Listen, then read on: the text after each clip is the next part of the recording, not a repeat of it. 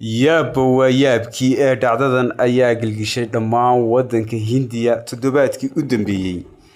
nin barasaab gobal ama gudoomiye gobal ayaa qandaraas malaayiin dollar ku soo qaatay inuu sameeyo wado weyn oo halbowlo u ah magaalo ku taala dalka Hindiya oo markaa uu ka yahay gudoomiye gobal.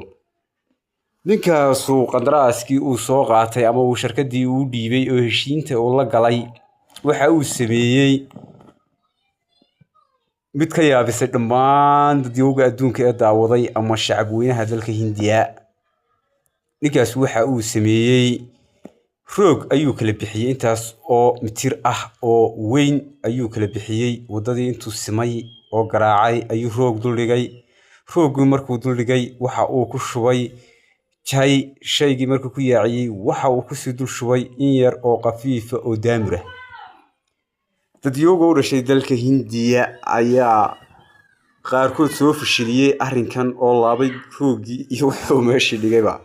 waa mid aad uga yaabisay dadweynaha adduunka ama bulshada Hindiya musuq-maasuqa inta leeg uu ninkaas ku kacay gudoomiyaha gobol